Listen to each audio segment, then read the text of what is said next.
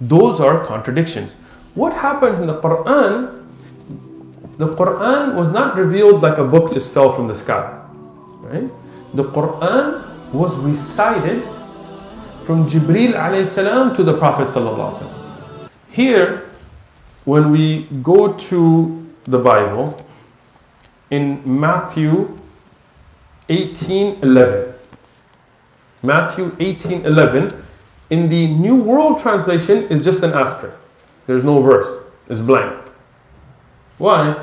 Because they said that according to the research of their manuscripts, this was a fabrication. There was no such verse, so they delete. So if you go here, there is no such verse.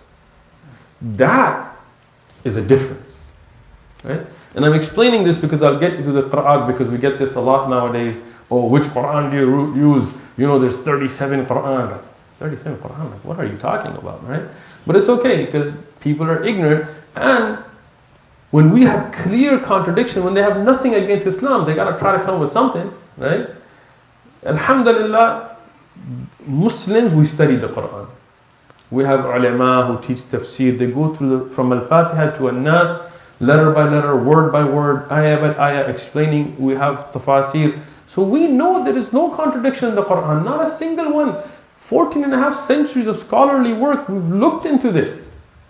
Christians know there are errors in the Bible. Let me tell you why I know that they know. Because I have a study Bible. This is the MacArthur hardcore evangelical Christian preacher study. This is what prepares them for debates. Right? This is their prep work. Right? In it,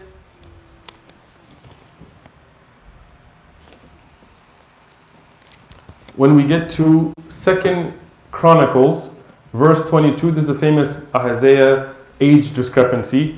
What is their note? This is their sheikh, their ulama, making their tafsir. What is their note on this? They said, this is a copyist error, easily made due to the small stroke that differentiates the two letters. That's their response, that there are errors in the Bible, which change dates and numbers and things. Right? So they know the Bible has errors. Their scholars are saying this, right? We know the Quran doesn't have any errors. We may not know the response to a question, but that's our ignorance. But we know when we go to the ulama of Islam that no doubt, and that's why I can put challenges out there saying, look, show me one contradiction, but they can't. Right? Because we know there aren't any. So the difference here is there's an entire verse that is deleted. Right? I'll give you another example. And you can give you examples from the Catholic Bible as well, but let's stick to the two Christian Bibles for now. This is going to be in Luke 9, chapter 56. So I'm going to read from the King James Version first.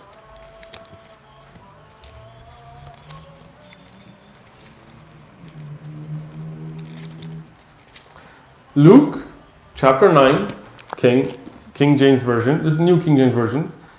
Verse 56, and you can look this up online. For the Son of Man did not come to destroy man's lives, but to save them, and they went to another village. You guys heard me? All right. Same verse. New World Translation. So they went to a different village.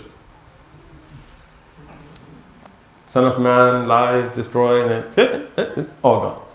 So this is a clear contradiction between two prints of the Bible. This is not using OU in the word color or just the O. This is not a difference in how you write something in a different accent, like between the British or between the South African or between the American accents. This is not whether you spell night with a K or without a K, with context and so on. These are not things of pronunciation. This is where this whole verse is not there. And those of you, I have also the New International Version and so on. Many chapters have been taken out with new additions because they say that one says this is authentic, one says it's not, so one takes it out, one has a different number at the end of John and so on. Verses have been taken out. So the New International American Standard, they've taken, NSAIV has taken stuff out. So those are contradictions. What happens in the Quran? The Quran was not revealed like a book just fell from the sky. Right? The Quran was recited from Jibreel alayhi salam to the Prophet sallallahu alaihi wasallam. And it was recited on one harf. Now, what is the difference in harf and qira'at and things? I'm going to summarize. This took years and years of research and discussions and things, but I'm in a very comfortable place, but I'll just summarize it. Okay. The Arabic language had different ways of expressions, and those ways would encompass many different things. Meaning some Arab would elongate, what we call mudud, they would stretch, some wouldn't. Some would make the hamza like a, and some wouldn't, right? Some would use a word in the direct sense, meaning mukhatib, and some would not, right? For example, in English, in South Africa, when they ask how are you doing, they tell you, how is the brother, right? They're talking to you. Like if I go to Brother Mark and I tell him, how's Mark doing, brother? Now in America, that's weird. Like in America, we don't do that. Like, how is the brother? I'm right here. Like, who are you talking about, right?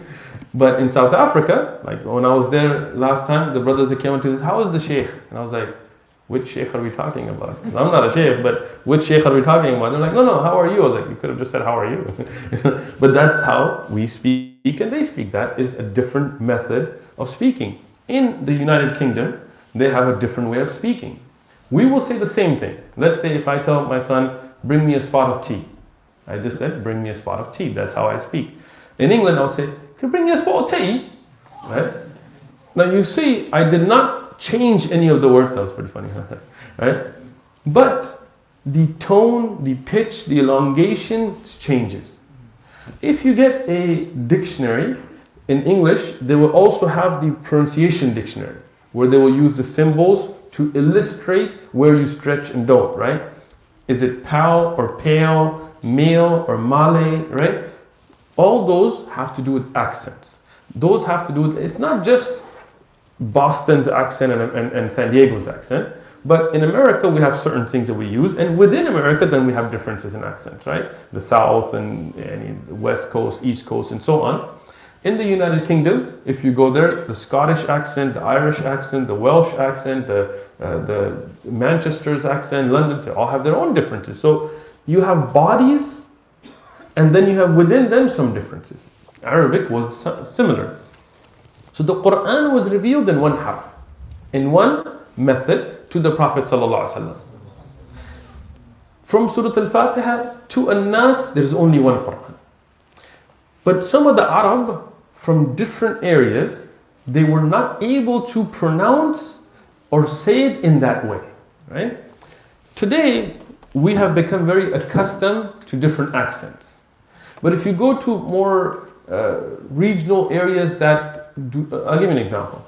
I was sitting with somebody from Yemen in Ras Al Khaimah in UAE. In Yemen, they make the qaf gaf. And many of the Saudi and stuff as well, right? أقول لك becomes أقول لك, right? So قل becomes gul. So one of the brothers led salah, but unfortunately, because he wasn't very knowledgeable on things, in salah he would say Qul huwallahu ahad. Right? So after salah, one of the brothers sat down with him, Allah rewarded him to explain it. He said, what are you doing? This is the Quran, you have to say Qul. He said, that's what I said, Qul. He said, no, Qul, qa. He goes, yeah, Qul, ga. Those of you that have been to Egypt, I'm sure you've experienced similar things. I was with a sheikh from Egypt in Ras Al Khaimah. And mashallah, when he would begin the dars, may Allah reward him, it would be fusha, like excellent. And then towards a little bit into it, it would start getting into games and all that, right? And then sometimes he would be like al-ganna, or al-gama, and then he'd be like jama', and he'd be like, that's what I said, gama'. So what happens is, those accents sometimes become very hardwired, where you're unable to change it. Like many of the Arab brothers in America, they will say potato or barking lot, right? And you'd be like, you mean parking lot? No, go bark in the barking lot. I just told you. No, you mean parking. That's what I said, barking. What's wrong with this guy? Right? They don't even hear it themselves. Right? So as you intermingle, you get used to accents and you're able to pick that up. The more you're isolated, the less able you are. So the Arab at the time were very isolated. I've spent years on this research, so I hope I'm not boring you guys, right? If I am, don't care. So, there, when this was Quran, and this was in mutawatir ahadith, it's not something we're making up some explanation. This is in authentic, many chains ahadith, that the Prophet ﷺ requested that the Quran be revealed in another harf, not another accent, not a lahja, not a qira'at, but another harf, yani, that would encompassate all of the differences between them. So Allah subhanahu wa ta'ala revealed the Quran, same Jibreel, same Prophet, but in a different recitation, method of recitation. Okay. A second, a third, a fourth, a fifth, a sixth, a seventh. 7 ahruf. Okay. They do not change the book.